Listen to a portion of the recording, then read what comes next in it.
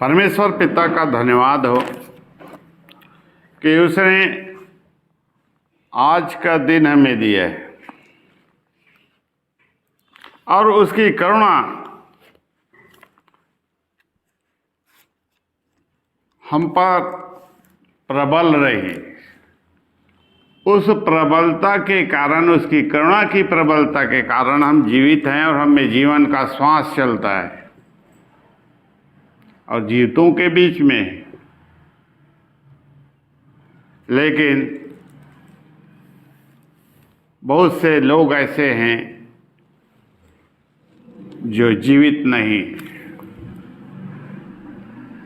जीवित लोगों को तो आशा होती है, जीवित लोगों को आशा होती है, किसी भी बात के विषय में उन्हें आशा होती है। लेकिन जो मरे हुए हैं, जो मर गए हैं, उनमें कोई आशा नहीं, किसी भी प्रकार की आशा उनमें नहीं होती है और उसके आगे पीछे सब कुछ बंद हो गया है और वे कुछ नहीं कर सकते। लेकिन परमेश्वर चाहता है और प्रभु यीशु मसीह की वह प्रबल इच्छा है कि वे लोग जो जीवित हैं वे कभी ना मरें। प्रभु यीशु मसीह की इच्छा है कि जो जीवित हैं वे कभी ना मरें। तो जो कभी नहीं मरेंगे तो उनके साथ क्या होगा?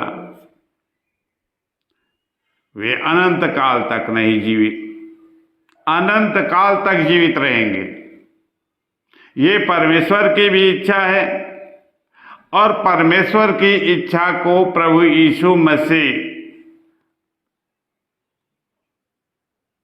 लेकर आया और उसे पूरा किया। यह वही मनुष्य है, यह वही सत्य का खंभा है जिसने उस सत्य को बताया।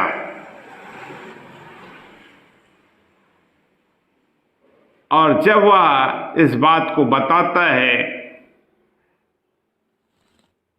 तो लोगों के मन में वह जीवित आशा के रूप में बैठ गई और वे सारे लोग इस बात की आशा करने लगे कि हम भी अनंत काल तक नहीं मरेंगे। निश्चित रूप से यह सत्य है और यह 100% सत्य है और इसलिए सत्य है कि प्रभु यीशु मसीह ने इस कार्य को अपने देह में, अपने शरीर में करके दिखाया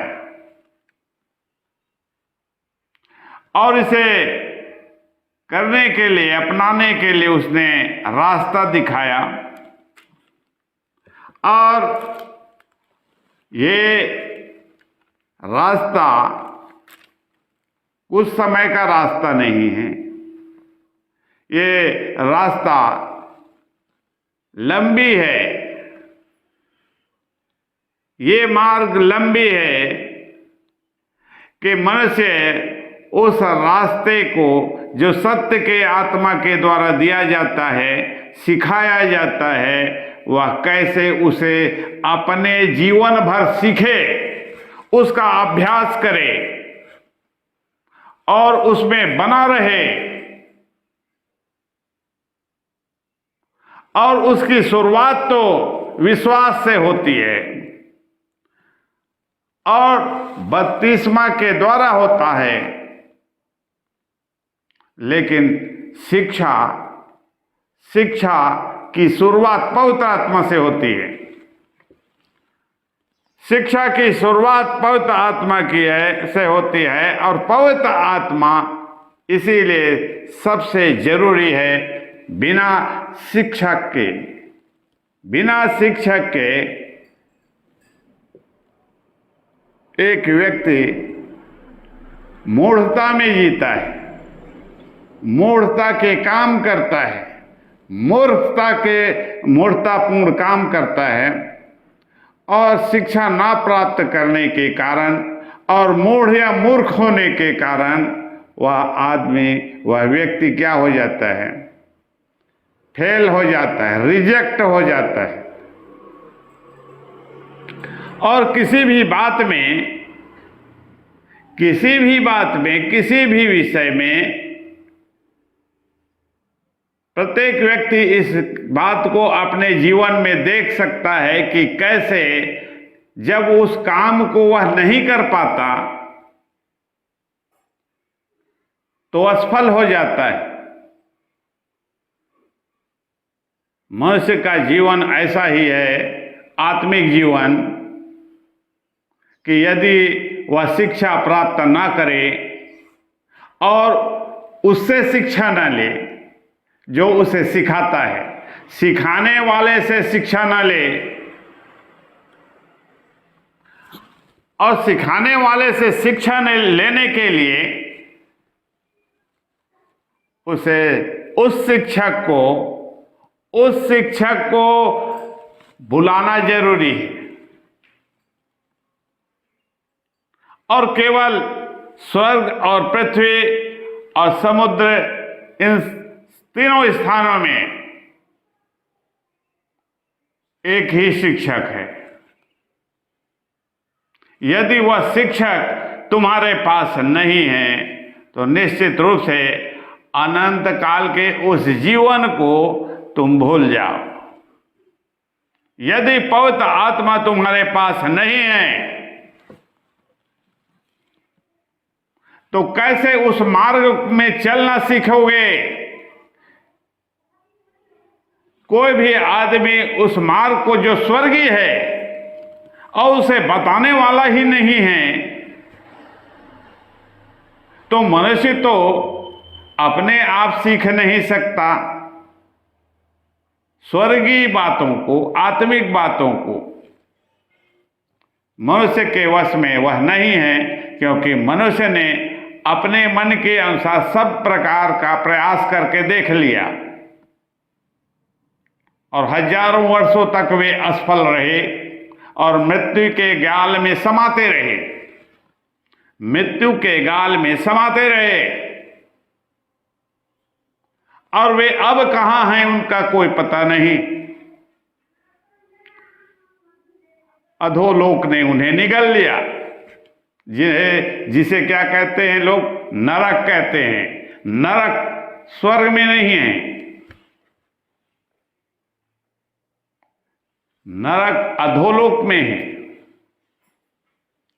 अधोलोक जहां लाइटिंग व्यवस्था नहीं है, प्रकाश की कोई व्यवस्था नहीं है। प्रकाश की जो सबसे बड़ी व्यवस्था है वह सूर्य और तारे और चंद्रमा हैं, जिनके द्वारा इस पृथ्वी में प्रकाश आता है। और अधोलोक पृथ्वी के लोक का नीचे का लोक है और वहां तो कोई प्रकाश पहुंचाने का कोई साधन नहीं है। तो एक आदमी यदि अधोलोक में पहुंच जाए, एक व्यक्ति यदि अधोलोक में पहुंच जाए तो उसका क्या होगा? जैसे सारे संसार के वे लोग जो शिक्षा प्राप्त किए बिना ही इस शरीर को छोड़ चुके हैं, किसी भी प्रकार के कर्म कांड से उसके छुटकारे का उपाय नहीं है। तो पवित्र आत्मा इतना महत्वपूर्ण है, मनुष्य को उस जीवन में पहुंचाने के लिए जो अनंत काल का जीवन है, अमरता का जीवन है। यह कोई मनुष्य नहीं है, यद्यपि यह एक व्यक्तित्व है, आत्मा का वह व्यक्तित्व जो सत्य के आत्मा के द्वारा है, और उसी से ही है ये पवित्र आत्मा। तो सत्य के उस वचन के द्वारा, सत्य के उस आत्मा के द्वारा निकला हुआ हर प्रकाश जीवन के विषय में, उस अनंत काल के जीवन के विषय में है, अमरता के विषय में। तो पवित्र आत्मा जो मनुष्य को दिया गया, दान स्वरूप दिया गया, परमेश्वर की ओर से दिया गया, और पवित्र प्रभु यीशु मसीह के नाम से दिया गया। तो पवित्र आत्मा को देने का मुख्य कार्य प्रभु यीशु मसीह ने किया, और जब तक प्रभु यीशु मसीह नहीं थे वह किसी को नहीं दिया गया। जब तक वह नहीं था इस संसार में एक भी व्यक्ति को वह पवित्रता का आत्मा किसी भी को नहीं दिया गया। तो पवित्रता का उस आत्मा को पाने के लिए जो सुसमाचार बताया जाता है, और लोग उस सुसमाचार के वचन को सुनते हैं और उस वचन पर विश्वास करते हैं, और उस विश्वास के लिए जो कार्य करते हैं, कहे हुए वचन के अनुसार कार्य करते हैं। क्या कार्य करते हैं? बपतिस्मा लेने का। और जब बपतिस्मा लेने के कार्य को वे करते हैं और वे सत्य हैं, नम्र और दीन हैं, मतलब उसमें सच्चाई है, और जिस बात को उसे बताया गया, सुनाया गया सुसमाचार के द्वारा, उसमें वह सही मायने में उसके अनुसार करने के लिए तैयार है, निर्णय करता है कि हाँ मैं ऐसा करूंगा। तो उसने क्या कहा? मन फिराने के लिए कहा। जिन्होंने विश्वास किया उन्हें मन फिराने के लिए कहा। और यह शुरुआती बात है, विश्वास की शुरुआत। तो मनुष्यों ने इसे अंजाम के रूप में पाने के लिए पवित्र आत्मा का दान पाया, और जिन्होंने नहीं पाया, जिन्होंने बपतिस्मा के लिए उसने प्रयास किया, और जिन्होंने उस पवित्र आत्मा के दान को नहीं पाया, उन्होंने उसे पाने के लिए प्रयास किया, प्रार्थनाएं की, और अपनी ओर देखा कि हम में क्या गलती रह गई है जिसके कारण वह हमारे पास, हमारे मन में नहीं आया है। तो फिर से उन्होंने प्रयास किया, और जिन्होंने प्रयास किया, मन लगाकर प्रयास किया, सच्चाई से प्रयास किया, उन लोगों ने पवित्र आत्मा का दान बपतिस्मा लेने के बाद पाया, और हाथ रखने के द्वारा पाया। बहुत से ऐसे लोग भी हुए जो उस पवित्र आत्मा का दान जो बपतिस्मा लेने से पहले पा गए, बपतिस्मा भी लेने से पवित्र आत्मा का दान पा गए। क्यों पा गए? क्योंकि यह परमेश्वर की इच्छा है, और परमेश्वर क्या देखता है? मन को देखता है कि वह कितना नम्र है, कितना सीधा है, और कितनी सच्चाई उसमें है, वास्तव में वह ऐसा चाहता है। तो परमेश्वर ने उस अनंत जीवन को मनुष्यों को देने के लिए वे सारे मार्ग बताए और बारीक से बारीक बात को बताया, यहां तक कि उसने हाथ पकड़ के सिखाया। और पवित्र आत्मा हाथ पकड़ के सिखाता है। पवित्र आत्मा हाथ पकड़ के सिखाता है अनुभव के द्वारा। एक व्यक्ति के जीवन में वह कैसे वह कार्य करता है, उसे सिखाता है, समझाता है।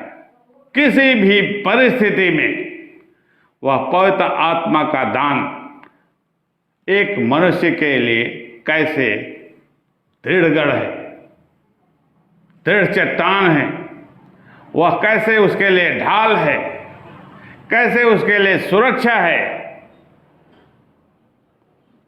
और यह पवित्र आत्मा परमेश्वर का वह रूप है। कौन सा रूप है? परमेश्वर के विषय में यदि हम देखते हैं और हमने पवित्र आत्मा के विषय में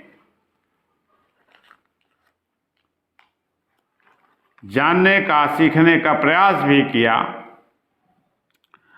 और अब जबकि हम परमेश्वर के उसी पवित्र आत्मा के विषय में आगे बढ़ते हैं तो हमें क्या दिखाई देता है कि इसका सोर्स तो परमेश्वर है और वह परमेश्वर एक नहीं है। वह परमेश्वर एक नहीं है, कोई भी एक शख्स के रूप में वह नहीं है। तो परमेश्वर कैसा है? परमेश्वर का वह रूप है, वह त्रिएक है। तीन प्रकार का व्यक्तित्व है उसमें।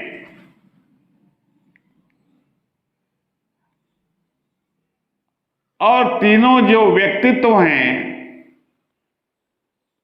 वे अलग अलग हैं और अलग अलग होते हुए भी एक साथ मिले हुए हैं।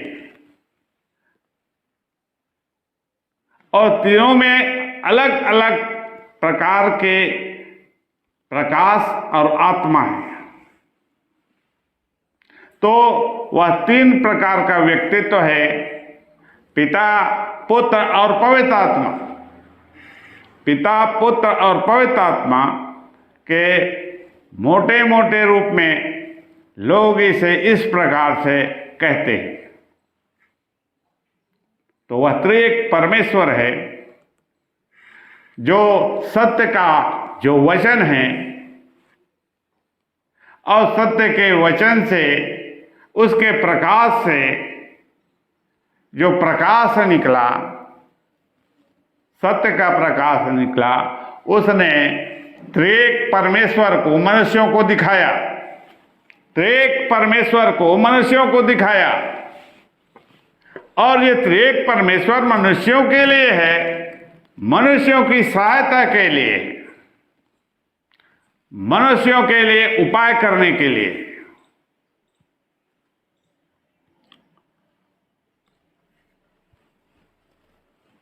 तो परमेश्वर का वह व्यक्तित्व जो पिता का है, ये सब कहाँ से निकले हैं? ये सत्य के उस आत्मा के द्वारा, सत्य के उस आत्मा के द्वारा सामने आया है। सत्य के वचन के द्वारा सामने आया है। तो पिता का रूप है, वह उस वचन के द्वारा, सत्य के वचन के द्वारा पिता का वह रूप मनुष्यों के सामने है, पिता के रूप में। और पुत्र का वह रूप, पुत्र का वह रूप भी मनुष्यों के सामने है। पुत्र का रूप कैसा है? मनुष्य का रूप है, और उस रूप में लहू है। आत्मा में लहू नहीं होता। पिता के उस देह में लहू नहीं है, लेकिन पुत्र के देह में लहू है। अब पवित्र आत्मा है, पवित्र आत्मा जो पुत्र के द्वारा दिया गया, पुत्र के ही सहायता से दिया गया, वह पवित्र आत्मा प्रभु यीशु मसीह के लहू से जब कीमत चुकाएगी, तब उस पवित्रता की आत्मा को पाने का रास्ता खुल गया। पवित्र आत्मा के उस सहायता को या किसी मनुष्य को देने का मार्ग खुल गया, वरना पवित्र आत्मा किसी को नहीं दिया जाता। तो पुत्र ने पवित्र आत्मा के मार्ग को खोला, और जीवन का वह स्रोत या कुछ भी करने की शक्ति पवित्र आत्मा में है। वे सब प्रकार के जो कार्य हैं सारे जगत में, सारी सृष्टि में, स्वर्ग में हो या पृथ्वी में हो या पृथ्वी के नीचे हो, इस सब कार्यों को अंजाम देने वाला वह पवित्र आत्मा है। बिना उसके कोई भी कुछ भी नहीं हो सकता। मनुष्य की प्रार्थना तो मनुष्य की प्रार्थना है, लेकिन जो भी कार्य है जो हमारे सामने है, मनुष्य केवल क्या करेगा? प्रार्थना करेगा, वचन सुनाएगा, सत्य को बताएगा, समझाएगा, सिखाएगा, प्रार्थना करेगा, भजन करेगा, स्तुति करेगा, आराधना करेगा, वह उतना ही करेगा। लेकिन किसी भी कार्य को जो आत्मिक जगत का है या संसार का है, उस कार्य को जो कठिन से कठिन काम है, असंभव काम है, बिना पवित्र आत्मा के, क्योंकि मनुष्य उसे नहीं करता है, पवित्र आत्मा ही करता है। पवित्र आत्मा की सामर्थ्य, पवित्र आत्मा की शक्ति के द्वारा उस कार्य को अंजाम में पहुंचाया जाता है।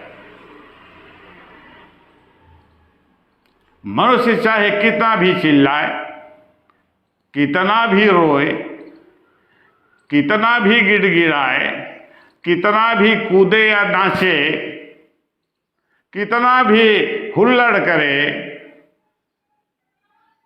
कुछ नहीं होने वाला। क्योंकि मनुष्य में वो शक्ति नहीं है, वह बल ही नहीं है। कुछ करने की शक्ति मनुष्य के पास नहीं है, कोई भी बल नहीं है। बलवंत तो वह है जो आत्मिक जगत में है, और सबसे सुपरनेचुरल पावर, सबसे सुपरनेचुरल पावर पवित्र आत्मा में है। वही है सुपरनेचुरल पावर, हर काम को अंजाम देने वाला, बुद्धि देने वाला भी, समझाने वाला भी, सिखाने वाला भी, किसी भी काम को करने वाला, किसी का नक्शा तैयार करने वाला, रास्ता बनाने वाला, और हर प्रकार का डिजाइन तैयार करने वाला, जो कुछ भी उसके लिए जरूरी है वह सब कुछ करने वाला पवित्र आत्मा है। तो यीशु मसीह ने इसी कारण बताया कि तुम्हें क्या जरूरी है? पवित्र आत्मा जरूरी है। और जो मैं तुम्हें दान स्वरूप दूंगा, दान के रूप में, उसे खरीदने की जरूरत नहीं है।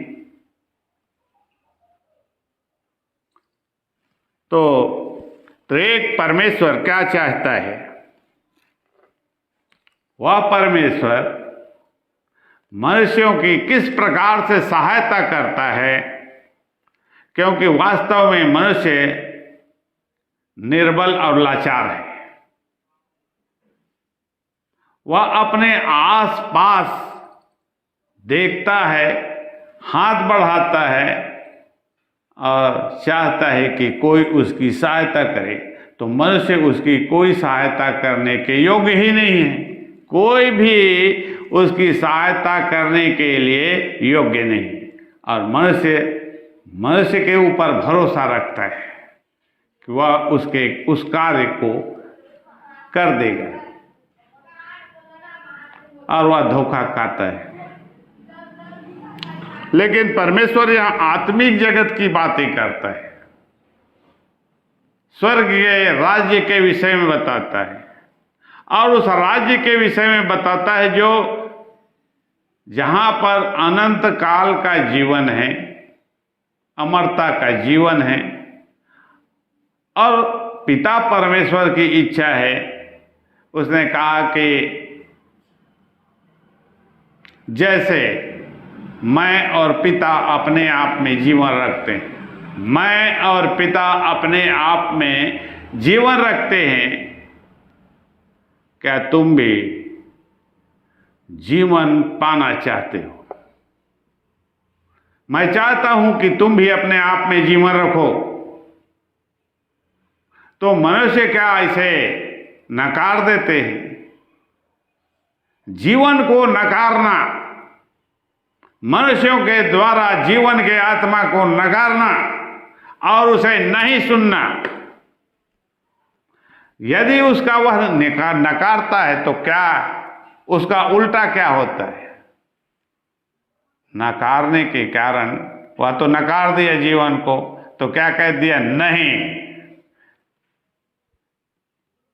उसका उल्टा क्या है? मृत्यु है। जीवन को नकारना मतलब मृत्यु को ही अपनाना है। तो लोग, मनुष्य जो लोग हैं संसार में, वे मृत्यु की ही कामना करते हैं, मृत्यु को ही पाने के लिए हर प्रयास करते हैं। हर प्रकार का परिश्रम उनके द्वारा, शरीर के द्वारा, मन के द्वारा और आत्मा के द्वारा जो परिश्रम किया जाता है, जो जोर लगाया जाता है, मृत्यु पाने के लिए किया जाता है। प्रतिफल तो वही है, प्रतिफल वही है, मृत्यु।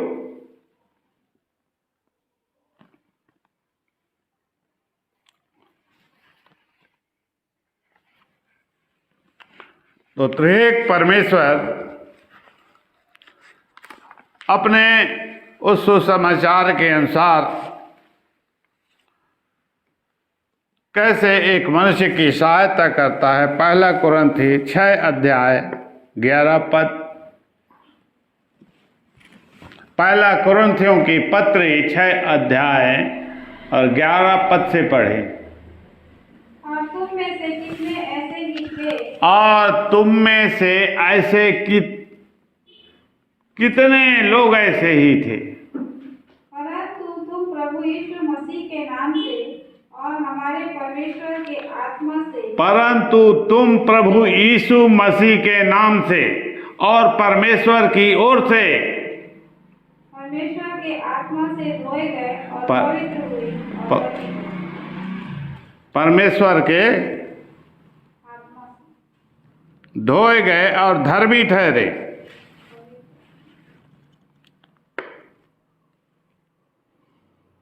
तो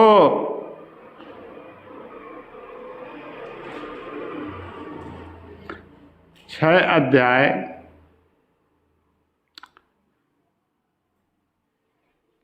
और ऊपर पर 6 अध्याय 8 पद। थे। उससे आगे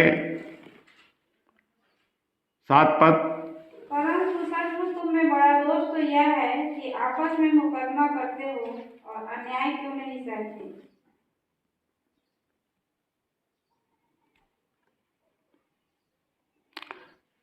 9 पद से पढ़े।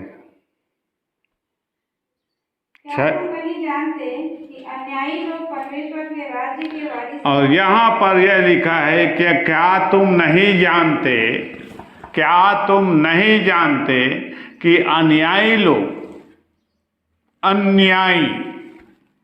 अन्याय करने वाले लोग परमेश्वर के राज्य के भागी नहीं होंगे।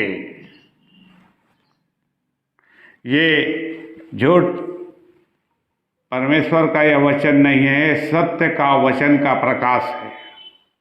और वह प्रकाश परमेश्वर के उस नियम के विषय में बताता है। रास्ता, जो सत्य का रास्ता है, उसको बताता सिखाता है। और वह सिखाता है अपने लोगों को, पवित्र आत्मा के द्वारा दिखाता है उस समस्या को। और यहां पर क्या दिखा रहा है? अन्याय को। मनुष्य जो उसकी संतान है, वे अन्याय का काम करते हैं। परमेश्वर की संतान ही करती है। और अन्यायी लोगों के विषय में परमेश्वर का वह न्याय, वह नियम क्या कहता है? अन्यायी लोग परमेश्वर के या स्वर्ग के राज्य के योग्य नहीं है। स्वर्ग के राज्य के योग्य वो तो पहले भी थे। क्यों? संतान बनने से पहले स्वर्ग के राज्य के योग्य नहीं थे। परमेश्वर की संतान जब बन गए, तब वे परमेश्वर से जुड़ गए और स्वर्ग के राज्य के लिए चुने जाने के लिए। लेकिन यहाँ पर आकर क्या दिखाई देता है कि उनमें अन्याय होता है। तो अन्यायी लोगों को, जो परमेश्वर का न्याय है, स्वर्ग के राज्य के वे योग्य नहीं होते। तुम्हें इस बात को सीखना है कि यदि अन्याय का काम तुम करते हो, और वे काम करते हो, यहां पर मुख्य बात है अन्याय। तो अन्याय यदि के काम में हम लिप्त हैं, तो स्वर्ग के राज्य से वंचित हो रहे हैं। स्वर्ग के राज्य से वंचित हो रहे हैं, क्योंकि ये इस प्रकार के जो स्वभाव हैं मनुष्य में, परमेश्वर की संतानों में, उन लोगों को अलग कर दिया गया। अलग करके उन्हें शिक्षा दी गई। और यदि वे नहीं सीखते, उसे फिर से अपनाते नहीं, तो अपनाने के लिए फिर से उसे बताया कि तुम्हें इस बात के विषय में निर्णय करना है, फैसला करना है। और फैसला करने के पहले निर्णय करके क्या करना है? मन फिराना है। नहीं, आज से हम ऐसा नहीं करेंगे, आज से हम ऐसा नहीं करेंगे। और अन्याय के काम को वह बंद करने का निर्णय लेता है और उस काम से अपने आप को अलग करता है। ये नहीं कि वह स्वर्ग से यीशु मसीह के द्वारा, यीशु मसीह के सामने के समान वह सत्य का नमूना बन के इस पृथ्वी में जन्म लिया है। सत्य का नमूना बन के वह जन्म लिया है। एक मनुष्य ऐसा नहीं है, क्योंकि मनुष्यों के विषय में वचन क्या कहता है? मनुष्य पापी है, जन्म से भी पापी है। तो जन्म से पाप के काम करता है और लगातार करता है, और बिना सिखाए, बिना समझाए, बिना रास्ता दिखाए वह पहले के समान ही काम करेगा। तो अब तुम्हें शिक्षा दी जा रही है कि इन कामों को कैसे स्टेप बाय स्टेप मन फिराना है, निर्णय करना है और बंद करना है। और सत्य के द्वारा जो सिखाया जाता है कैसे उसे धारण करना है। परमेश्वर के राज्य के योग्य बनने के लिए कैसे तुम्हें अपने जीवन की तैयारी करना है, अपने आत्मा की तैयारी करना है। यदि इस प्रकार से तुम करते हो तो स्वर्ग के राज्य में नंबर में आ जाओगे, वेटिंग लिस्ट में, वेटिंग लिस्ट में नाम आ जाएगा।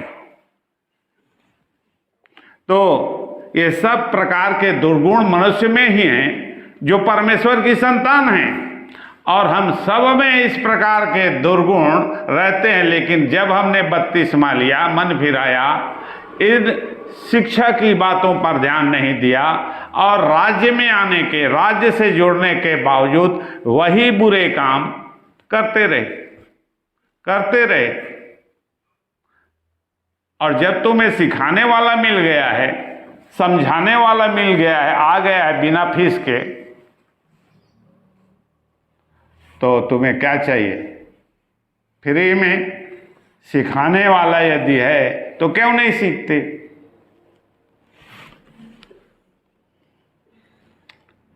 फिर से पढ़। क्या तुम नहीं जानते कि अन्यायी लोग परमेश्वर के राज्य के वारिस न हों? और धोखा न खाओ। और यहाँ क्या कहता है? धोखा ना खाओ, धोखा मत खाओ, किसी के बहकाने में मत आओ। जैसे लोग कहते हैं कुछ नहीं होता है, सब चलता है, ऐसा कुछ नहीं लिखा है, ऐसा कुछ नहीं होता है। लोग रास्ता से इसी प्रकार भटकाते हैं, लोग रास्ते से इसी प्रकार भटकाते हैं। और जो भटकाते हैं उसके विषय में फिर से पवित्र आत्मा क्या कहता है? धोखा ना खाओ। तुम्हें चाहिए कि तुम पवित्र आत्मा के साथ बने रहो, उसकी सुनो और उसके अनुसार चलो। तो जो धोखा खाता है वो क्या क्या काम करता है, ये परमेश्वर की संतानों के विषय में ही है। जो परमेश्वर के से जुड़े रहते हैं और अपने आप को परमेश्वर की संतान कहते हैं, वे क्या काम करते हैं? ना वेश्यागामी।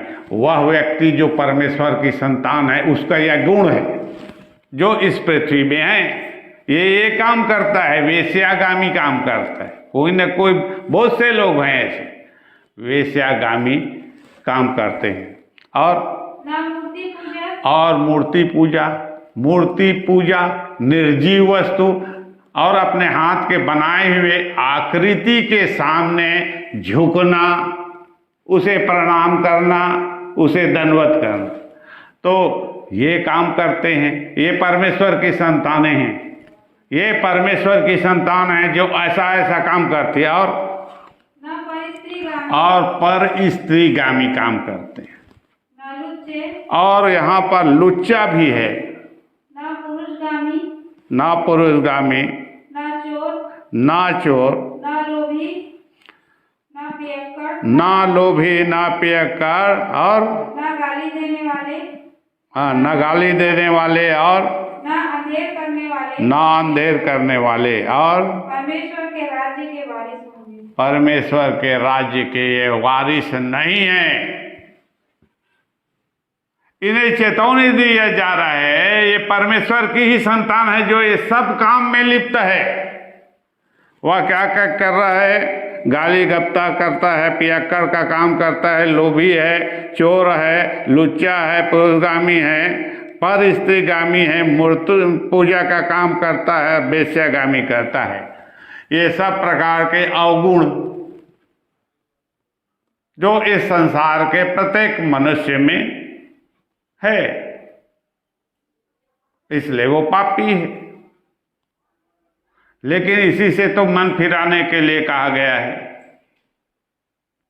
तुम्हें संसार में नहीं रहना है, संसार में तुम्हें नहीं रहना है। यहाँ रखने के लिए तुम्हें यह शिक्षा नहीं दिया जा रहा है। स्वर्ग के राज्य में जाने के लिए, स्वर्ग के राज्य के व्यवहार को सीखने के लिए, परमेश्वर के नियम और व्यवस्था को सीखने और अपनाने के लिए, क्योंकि तुम्हें तो उसी प्रकार का व्यवहार वहां पर करना पड़ेगा। और जब तुम यहां पर सीख जाओगे, पहले से सीखे रहोगे, तभी तो वहां कर सकते हो ऐसा। सही काम तभी कर सकते हो जबकि तुम पूरी रीति से इसे सीख जाओ। तो पवित्र आत्मा इस प्रकार से सिखाता है, स्वर्ग के राज्य में ले जाने के लिए पहले उसे पूरा ट्रेनिंग देता है। ट्रेनिंग है, तो ट्रेनिंग पाने के लिए तुम इनकार क्यों करते हो, उस पर ध्यान क्यों नहीं देते हो? यदि ध्यान नहीं देते हो तो क्या हो जाएगा? ट्रेनिंग में फेल हो गया, अब उसका नाम तो कट गया। फेल हो गया तो ट्रेनिंग में यदि फेल हो गया तो उसका नाम का सिलेक्शन तो नहीं होने वाला है।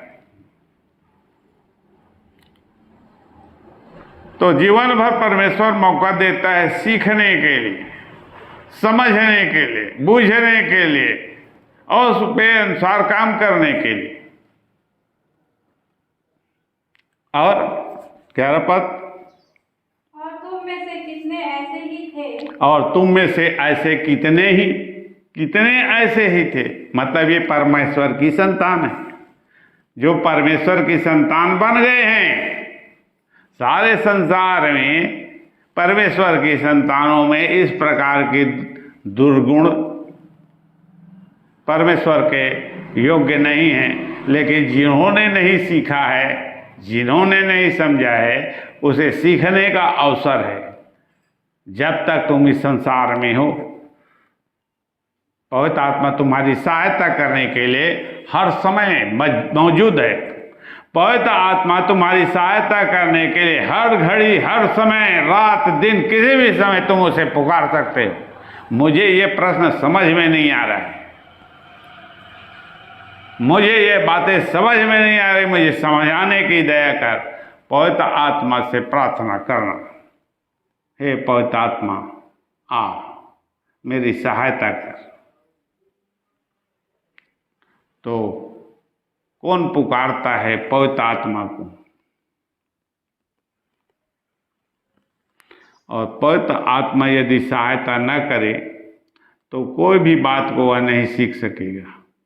पहले तो उसका आदर सत्कार करना। यदि तुम अनदेखी करते हो जबकि पवित्र आत्मा का दान तुम्हें दिया गया है, तब तक तुम उसके विषय में सोचते नहीं हो,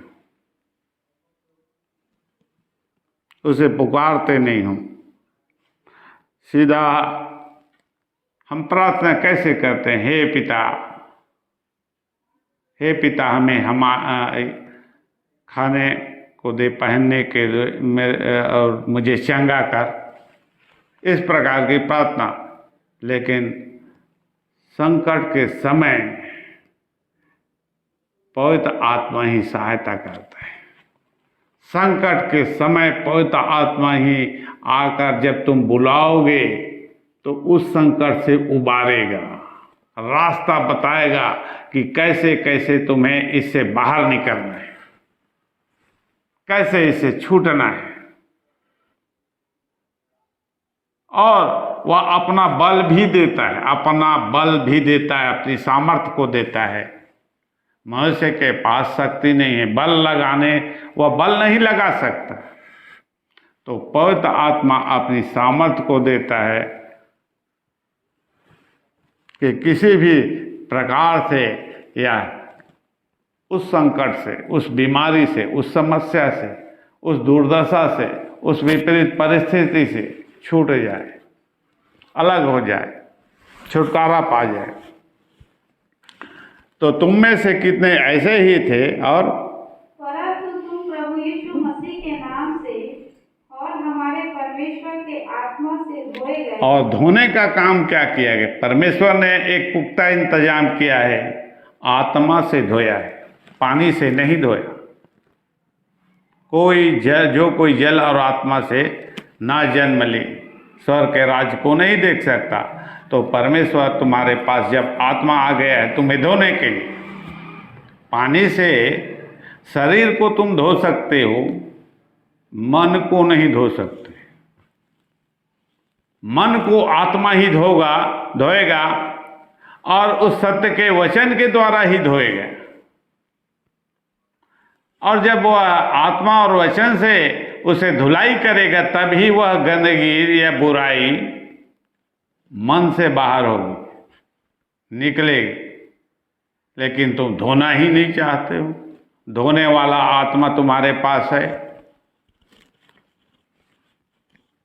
और वह धोकर क्या करता है? पवित्र और धर्मी ठहराता है। धोकर आत्मा से जब धोया जाता है तो वह एकदम सही परफेक्ट काम करता है। वह हर एक बुराई को अलग करके, जैसे लिखा है कि गांठ और गूदे को बार बार छेदता है, मतलब वो बुराई को जड़ से निकालता है, काट फीट के सब को बाहर निकालता है और धोता है। ये परमेश्वर का वचन है जो मनुष्य की उस बुराई के जड़ में जाकर निकालता है उसे। और इसके लिए शरीर में कष्ट होता है जब किसी के शरीर को काटा जाए, उसे छेदा जाए और किसी भी प्रकार, अब उसे तो वहाँ उसे निकालना है, गोली अंदर तक धंसा है, जड़ तक, तो कैसे निकाला जाएगा? तो वचन वैसे ही निकालता है। किसी मनुष्य के गांठ में शैतान का वह स्वभाव, वह बुराई घुसा हुआ है, नस में घुसा है, ब्लड में पूरा फैला हुआ है, वह बुरा स्वभाव, और उसे निकालना है। निकालने वाला आ गया है, वह सर्जन पवित्र आत्मा है।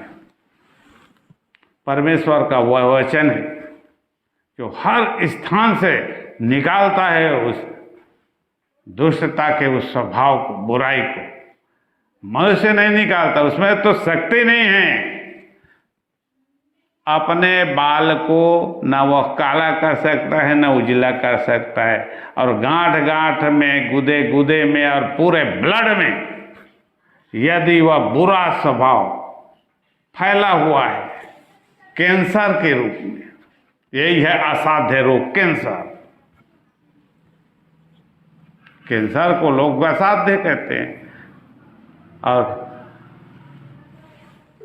क्या उसका इलाज होता है? क्या करते हैं इलाज? कीमो, जलाने का। तो वह ऐसा असाध्य रोग है मनुष्य का, वह पाप। अब अंत में यीशु मसीह ने क्या कह दिया कि वह तो खत्म नहीं होगा, तुम्हें अलग करता है तो उस स्वभाव से, और अलग करने के लिए तुम्हें अपने उस शरीर को मारना पड़ेगा, क्योंकि वह रोग तो असाध्य है, उसे मारना पड़ेगा। और कैसे मारते हो? तो मनुष्य का शरीर जब मर जाता है तब कैंसर भी मर जाता है, खत्म हो जाता है। तुम्हें मरना कैसे है? तुम्हें मरना प्रभु यीशु मसीह के साथ है। प्रभु यीशु मसीह के साथ यदि मरते हो तो वह प्रभु यीशु मसीह के साथ खत्म हो जाएगा, वह असाध्य रोग खत्म हो जाएगा। और खत्म करने के बाद उसे क्या कर दिया? दफना दिया, गाड़ दिया। इस प्रक्रिया को तुम्हें करना है, क्योंकि रोग तो असाध्य है। आशा क्या है? आशा ये है, यदि यीशु मसीह के साथ मरते हो तो बिना यीशु मसीह के तुम अनंत काल के लिए मिट्टी में दफन हो जाते हो, लेकिन यीशु मसीह के साथ मरते हो तो जी उठते हो, नए रूप को लेकर जी उठते हो फिर से। वही तो 32वां है। उस असाध्य रोग को मारने के लिए तुम्हें मरना है, दफनाना है, तभी उससे छुटकारा मिलेगा। तब तो तुम पूरी रीति से मर गए। तो क्या करें? तो यीशु मसीह के साथ तुम्हें मरना है, यीशु मसीह के साथ मरना है। तो यीशु मसीह के साथ फिर से जी उठोगे, जैसे यीशु मसीह जी उठा। यीशु मसीह जैसे जी उठा वैसे ही तुम जीवित हो जाओगे और उस अनंत काल के जीवन के भागी हो जाए। यदि वह तुम नहीं जी उठते यीशु मसीह के साथ, तो हमेशा भूमि के अंदर दफन रहोगे। ये परमेश्वर ने बहुत बारीकी से इसका उपाय किया है।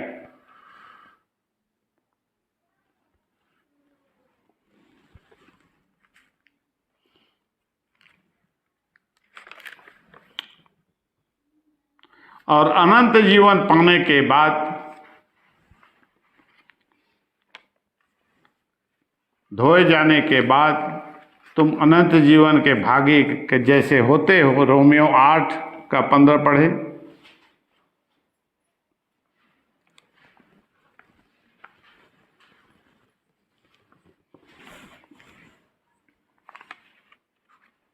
क्योंकि तुमको दासत्व की आत्मा नहीं मिली कि फिर भयभीत हो, परंतु ले बालकपन की आत्मा मिली है, जिसे हम हे अब्बा हे पिता कहकर पुकारते हैं। अब तुम्हें भयभीत होने की जरूरत नहीं, क्योंकि तुम्हारे साथ सत्य का आत्मा है, इसलिए तुम्हें भयभीत होने की जरूरत है। भयभीत एक व्यक्ति कब नहीं होता? जब उसके साथ सत्य का आत्मा आ जाता है। ये परमेश्वर का वह तीसरा रूप है, पिता, पुत्र और पवित्र आत्मा।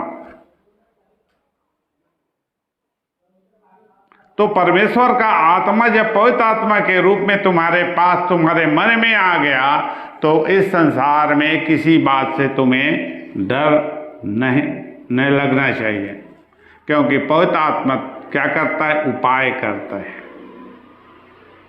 पवित्र आत्मा सब बातों का उपाय करता है और तुम्हारी सहायता करता है उन सब बातों में।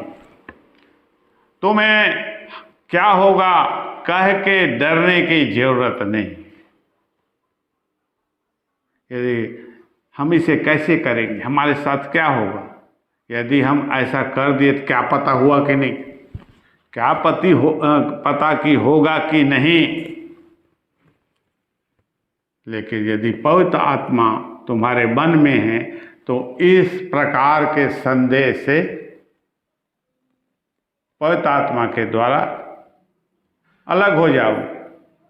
लेकिन पवित्र आत्मा के कहे अनुसार ही करो, और जब करते हो पवित्र आत्मा के सिखाए हुए अनुसार, तो उस काम में सफल हो जाते हो, उस काम में सफल हो जाते हो।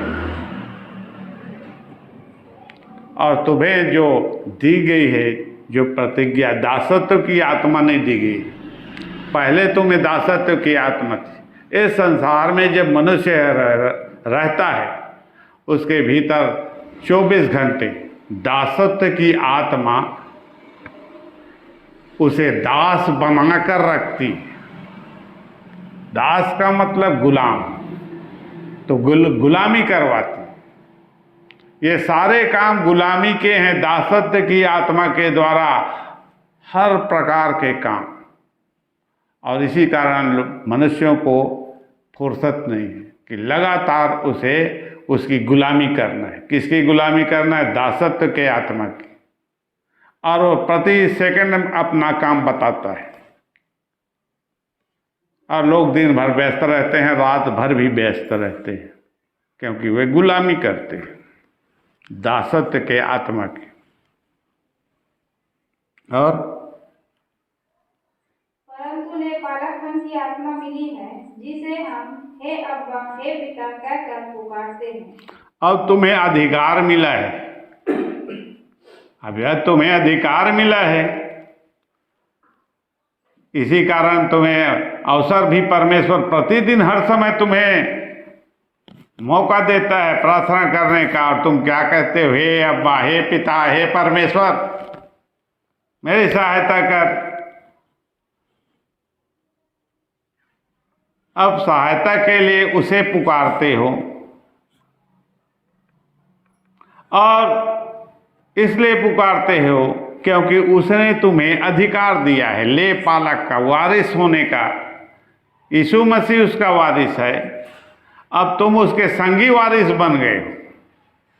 स्वर्ग के राज्य का वह वारिस है यीशु मसीह, और तुम उसके संगी वारिस बन चुके हो।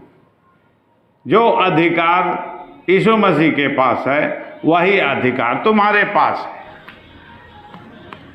तो उस अधिकार को पाने के लिए तुम क्या क्या करते हो? सीखने का प्रयास करते हो,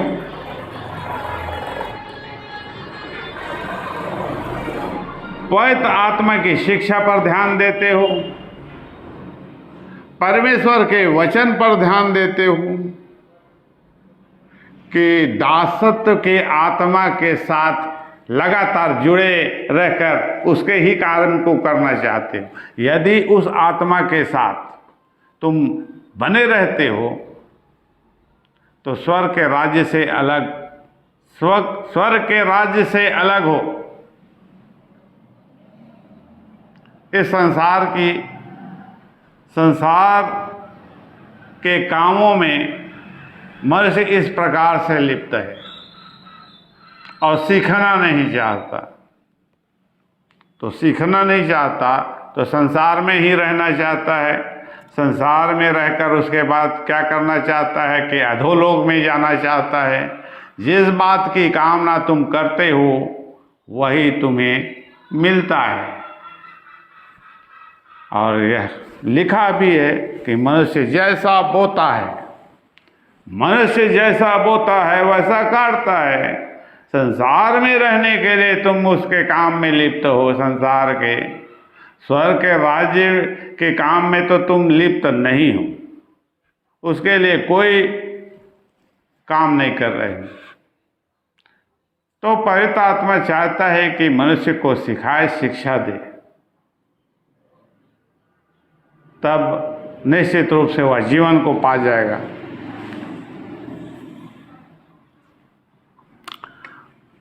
प्रेरितों के काम 20 अध्याय 32 पद।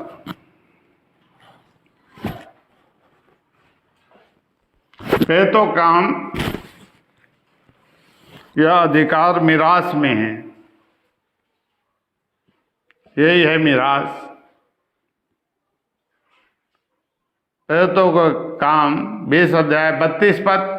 और अब मैं तुम्हें परमेश्वर को और उसके अनुग्रह के वचन अब मैं तुम्हें परमेश्वर को और उसके अनुग्रह के वचन को, परमेश्वर को और अनुग्रह के वचन को तुम्हें सौंप देता हूं। यह अधिकार पौलुस को उसने दिया कि जिसे चाहो उसे दे सकते हो। इस अधिकार को, जो मेरा अधिकार है, तुम उसे बांट सकते हो। जो इसके योग्य है उसे तुम दे दो। और यह भी कहता है कि परमेश्वर को भी मैं तुम्हें देता हूं। परमेश्वर को ही, पौलुस, तुम भी इस अधिकार के अनुसार कह सकते हो कि मैं तुम्हें परमेश्वर को और उसके अनुग्रह के वचन को तुम्हें देता हूं। कब कहोगे? कब? जब उसे सत्य को बताने के योग्य तुम हो जाओगे। सत्य को बताने और समझाने के जब योग्य हो जाओगे, स्वर्ग का मिराज तुम्हारे पास दिखाई देगा। स्वर्ग का वह मिराज तुम्हें दिखाई देगा जो क्या है? तुम्हारी उन्नति कर सकता जो तुम्हारी उन्नति कर सकता है। जो उन्नति करने का क्या मतलब? अभी तुम पृथ्वी के हो, अभी तुम पृथ्वी के हो, उन्नति करके कहाँ पहुंच गए? स्वर्ग के राज्य में पर पहुंच गए। और वहां पर क्या है? यहाँ पर मृत्यु है, वहां पर तुम्हें क्या मिल गया? अनंत काल का जीवन। अनंत काल का जीवन मिल गया। और सब पवित्र किए गए लोगों में साझी करके और सब पवित्र किए लोगों से साझी कर दिया, मेल मिलाप कर दिया, एक साथ जोड़ दिया, सबको एक मन और एक आत्मा कर दिया। सबको जो पवित्र किए गए हैं स्वर्ग के राज्य में, सब एक ही आत्मा के हैं और सबका मन एक ही है। और वहां पर तुम पहुंच गए, उनसे मेल हो गया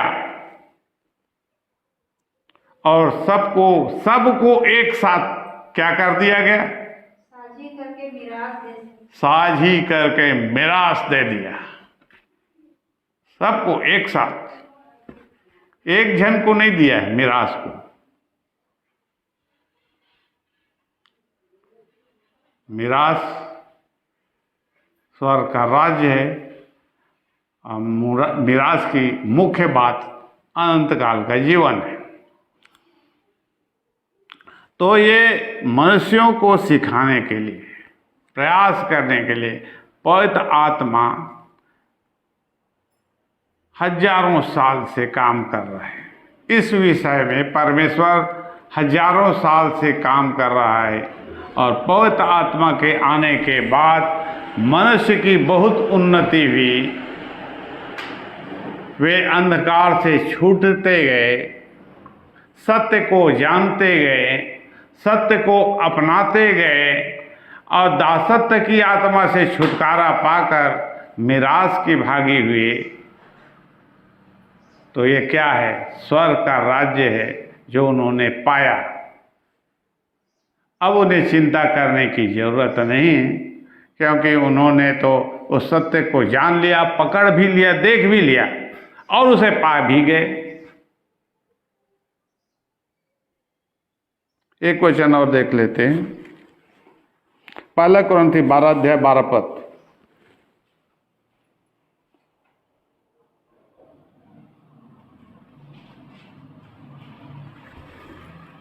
क्योंकि जिस प्रकार देह तो एक है, क्योंकि जिस प्रकार देह तो एक है, जिस प्रकार देह एक है, देह एक है और उसके अंग बहुत से हैं। और उसके अंग बहुत है। एक देह है, उसमें क्या क्या अंग है? देह में क्या क्या अंग है? आंख है, सिर है, नाक है, कान है, हाथ पैर है, पेट है और ये सारे अंग हैं। देह एक ही देह और उस एक देह के सब अंग बहुत होने पर भी सब मिलकर एक ही देह है। वे बहुत से अंग होने पर, इतने अंग हैं एक शरीर में, एक देह में। एक मनुष्य का एक ही शरीर होता है, उसमें इतने सारे अंग हैं और वे सब मिलकर एक ही देह है। उसी प्रकार मसीह भी है। और उसी प्रकार मसीह भी है। इतने अंग हैं तो अलग अलग इनका कार्य है। तो मनुष्य भी वैसा ही है। इतने सारे मनुष्य इस संसार में अनगिनत, और परमेश्वर की संतान भी अनगिनत है और वे सब अलग अलग विचार के हैं, अलग अलग भावना के हैं, कई प्रकार के लोग हैं। लेकिन ये सब एक ही देह से जुड़े हुए। मनुष्य के एक स्वयं के शरीर में इतने अंग हैं और मसीह के शरीर में इतने अनगिनत अंग जुड़े हुए। मसीह की देह में, कहने का मतलब ये हुआ कि मसीह की देह में जब वह बपतिस्मा लेता है तो मसीह की देह से जुड़ता है आत्मा और वचन के द्वारा। यदि कोई अंधा है, कोई बहरा है, या गूंगा है, या बुद्धिमान है, और कोई और तेज है, प्रवीण है, कोई सामर्थी है, इस प्रकार के बहुत से गुण वाले लोग जिनके सारे कार्य अलग अलग हैं, विचारधारा अलग है, सोच अलग है, समझ अलग है, ये सब मसीह के देह के अंग हैं और ये सब मसीह की देह से जुड़े, यीशु मसीह की देह से जुड़े हैं। लेकिन मुख्य बात क्या है? परम पवित्र स्थान में एक ही व्यक्ति प्रवेश करता है। उस स्वर्ग के राज्य में जहाँ परमेश्वर का आत्मा है, एक ही व्यक्ति प्रवेश करता है और वह व्यक्ति प्रभु यीशु मसीह है। तो तुम्हारी गिनती तो वहाँ पर नहीं, तुम्हारी गिनती नहीं है। और अभी तक कोई और मनुष्य को परम पवित्र में जाते किसी ने नहीं देखा, उसे समझते हुए नहीं जाना कि कोई और व्यक्ति तो वहाँ पर गया होगा जरूर, जहाँ पर जीवन है। जीवन जहाँ पर है वहाँ एक ही व्यक्ति गया है,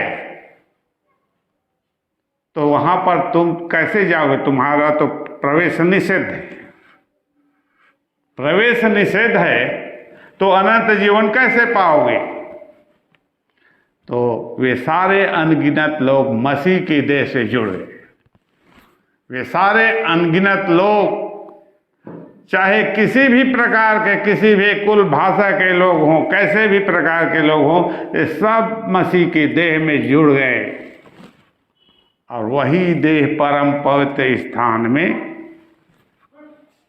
वही देह मसीह की देह के में जुड़कर वहां पर जाएगा। तब अनंत जीवन अर्थात मिरास का भागी मिलेगा। स्वतंत्र रूप से वह अनंत जीवन किसी भी व्यक्ति को नहीं मिलेगा। स्वतंत्र रूप से एक भी व्यक्ति को वह अनंत जीवन नहीं मिलेगा। किसी भी मनुष्य में उस परम पवित्र स्थान में घुसने की कोई कुवत नहीं है। यदि वह मसीह के देह से जुड़ गया है तभी वहां पर जा सकता है।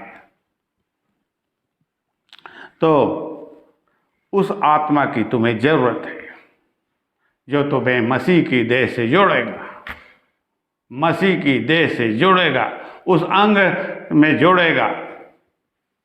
तब तुम परम पवित्र स्थान में पहुंचोगे और परम पवित्र स्थान में पहुंचोगे तभी जीवन का आत्मा, जो अनंत काल का जीवन का आत्मा है, मसीह के साथ ही तुम्हें मिलेगा, स्वतंत्र रूप से नहीं मिलेगा। आज का वचन यहीं तक।